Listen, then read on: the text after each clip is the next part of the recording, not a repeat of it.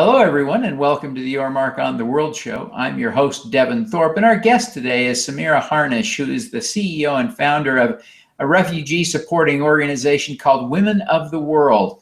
Samira, welcome to the show. Thank you. Thank you for having me. We're thrilled to have you. We really are. Samira, tell us about the life and challenges that women who are refugees face in America.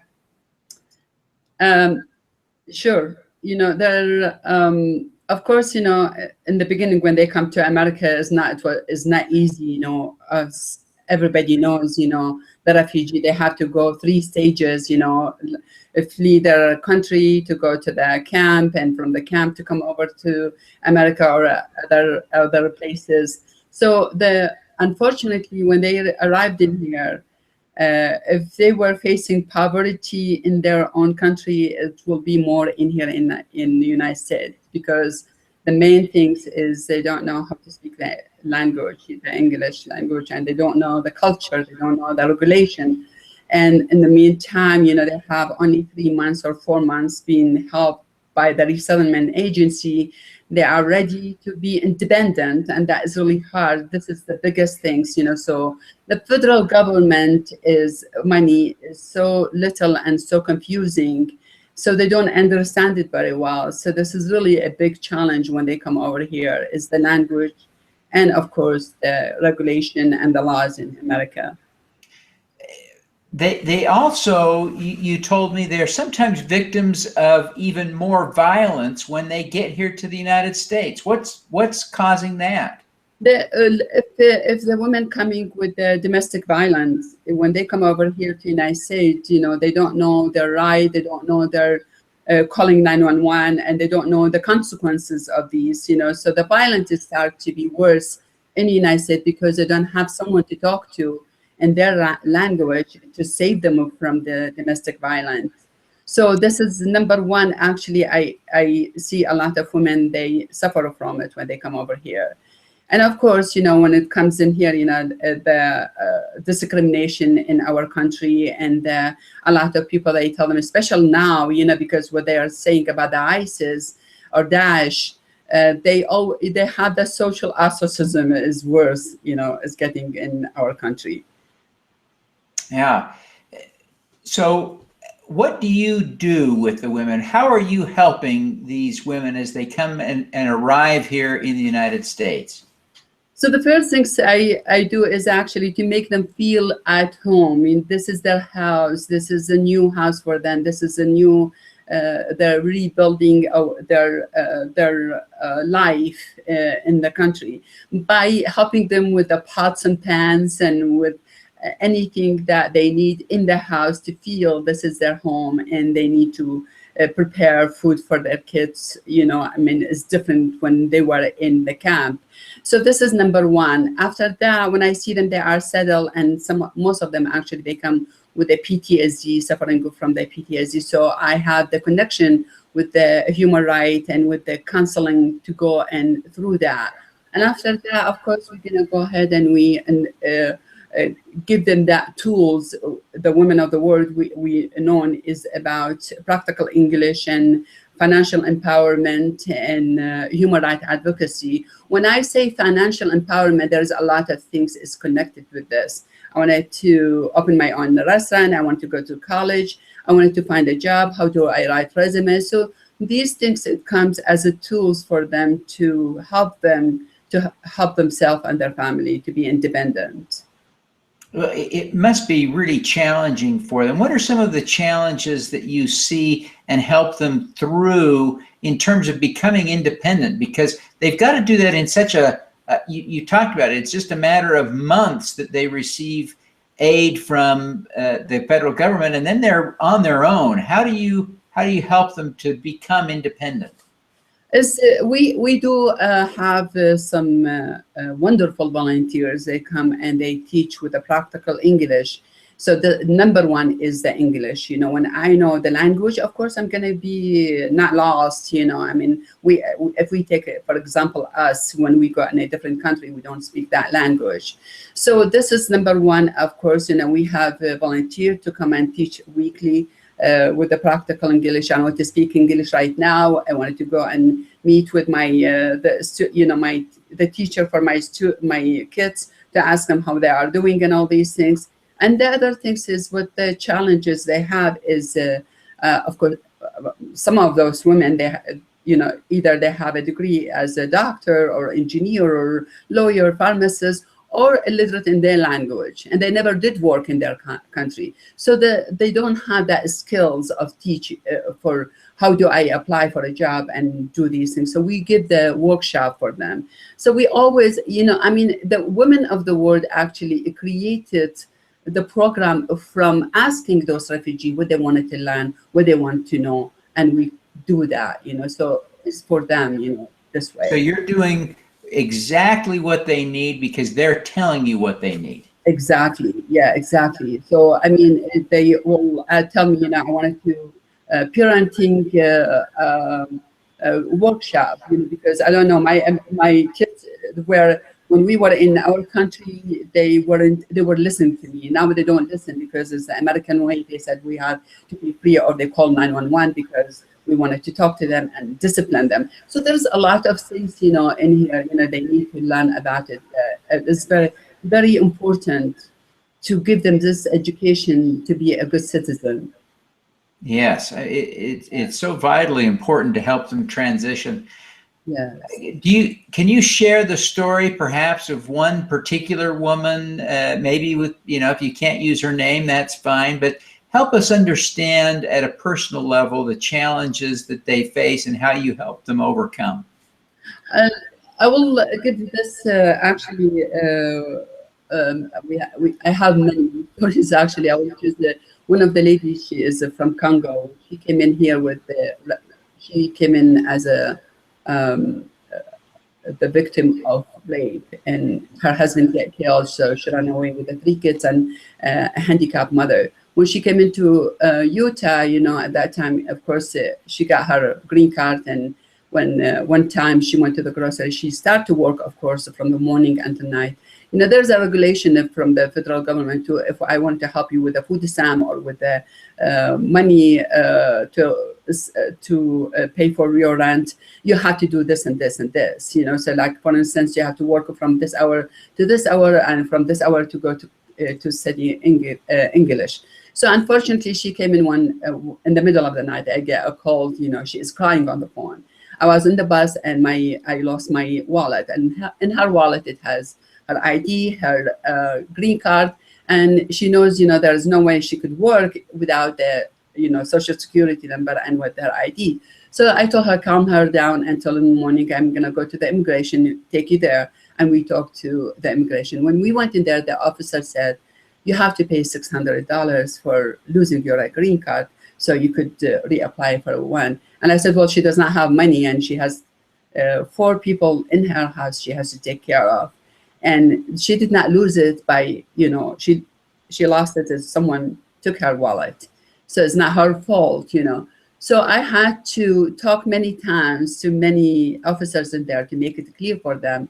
She wanted to work, she wanted to be independent, but she lost her papers. So until they heard me, and they gave her, within 6 months, she got her green card, and she got her ID to reply another ID, and she started to work back again. And so that's great. You really were very helpful to her in that situation, because she could never have convinced them without your help to give her a green card replacement without paying that fee, and that fee would have overwhelmed her budget. There was no way she could do that. Exactly. Yeah. So there's a lot of things is happening in here. They don't know when they're gonna speak up, and to stop it from the landlord, from immigration, from job, all these things. When they come to me, and I tell them, no, you need to speak up. You say they were afraid to say something because they thought, oh, they're gonna kick them out and to go to the camp again. So this is their human right. We need to teach them about. Yeah. It's amazing work that you're doing. Samira, I want to ask you just a few personal questions. I love to get a little bit personal with all of our guests, because we learn so much from each one.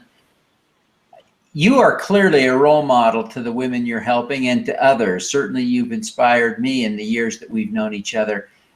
Samira, who inspires you? Who's your role model? I would say my youngest daughter, actually. I have many of them, you know. I think when they hear this one, they're going to be really upset because I'm not going to say their name. I will go for my youngest daughter. You know, she was very young when she finished her, degree in college, and she was 20 years old. Actually, she applied to go to Africa for Peace Corps. And when she went in there, it's supposed to be for 2 years to serve, but she stayed in there for 4 years, even though she took the medication for malaria and everything. She exposed for the malaria, and she has to be in the hospital for a while. And this one, it did not stop her to go on, and she extended always her life in there, you know, to help kids in Senegal.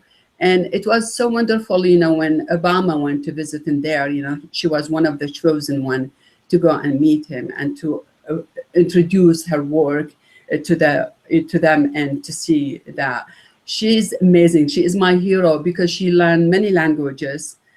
She put her life in danger, and just to hop in there, you know. So that's the one I always talk about. That's amazing. What a great story. And then she got to meet the president. What a neat opportunity. Yeah. That's fantastic. Well, thank you for sharing that. That is an inspiring example and someone that we could all look up to. Samira, you were a successful engineer. You didn't build your career around this. Why have you focused in recent years on helping women refugees?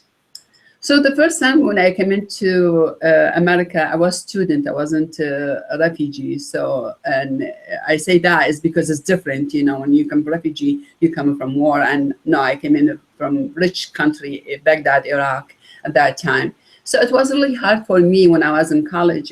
There's no one teaching me where is the store, where is the grocery, where is the, you know, regulation and laws and everything. I was very depressed, very upset, but I wanted to go back home. I cry every single day. I need some help, and there isn't around me someone to help me, you know. So when I find one person to help me, to guide me to the places that I want, it makes so much difference.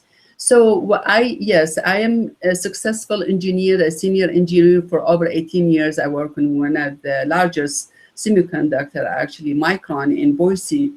And at that time, you know, I always have this dream for me. I wanted to give to the community back. I've always been a volunteer for over 30 years, actually. When I learned about there's volunteer program in America, we never heard about volunteers, you know, and all these things. So I started to be volunteer in 1 hour and 1 week. So when I moved actually 6 years ago in Utah, I found, you know, there's a lot of refugee. They're all, most of them actually, the one is in here that if you say from Ethiopia or Sudan or Iraq, so they speak Arabic, but it's a different dialect, you know. So when I came into Utah, actually right away, I did 24 hours volunteer as a medical interpreter, and of course, enhancement hospital and all these places. I heard the women always, they talk to me, they said, oh, we wish we have a woman to help us, to understand us. Our need is underfunded. So when I heard many times this women from a different country, they're coming from a different background. But when they come over here, they have one thing is, I need that woman to listen to us, to hear us, to give us a voice, to show us the way, simple things, you know, resources, you know, what we want. That's why I have many people actually, they contact me because they saw me, I resigned. It took me, you know, of course it took 6 months to resign from what I'm doing. It wasn't easy. So I heard all those people that wanted to give me a job everywhere, a good position. I said, no. Now I'm 24 hours, 7 days a week, I'm gonna do this for the community. And I wanted to do it, you know, right, and to get some result from it. This is my paycheck when I get that result from those women. That's amazing. That's very inspiring. One last question, Samira, and that is, we ask all of our guests for a tip, an impact hack to help us do more good in the world. You've had a huge impact in the last few years. What have you learned that you can share with us? I learned to be a friend, only to be friends with the refugee, smile and talk to them. I know they don't speak the language, but with the broken English, you're going to make them to communicate and learn this language. They wanted to see if the American welcome them. As our state, is so wonderful, Utah is so great, that helping hand, volunteers, you find everything is in here. In fact, I have a lot of families, they said, oh, we don't like the cold weather. Let me go move to Florida or California or Arizona. Within 2 months, they come back. They said, oh my gosh, they don't help in there. Utah is the best. So Utah is the best, and I want it to be the best always. So please give them the hand and just smile to their face. And that's it, to be friends with them and visit them. They wanted to appreciate you back by cooking and doing. That's why we have this every December to recognize those women. They reached their goals, and they wanted to give to their community and to show them we are successful in here. So that's the only things I said. Be friends with them. Oh, fantastic. Samira, thank you so much for joining us today. We appreciate your insights and certainly appreciate you taking the time today. Can you tell us before you go how people can learn more about Women of the World and how they can learn how to support you and help you? Oh, great. If you go to our website, womenofworld.org, without the womenofworld.org is the website. It has all how you could help, and of course we have a Facebook for Women of the World as well. Yeah. Fantastic. Well, Samira, thank you so much for joining us today. We wish you every success in your noble work among the refugees. Thank you so much, Devin. Thank you. All right. Let's do some good.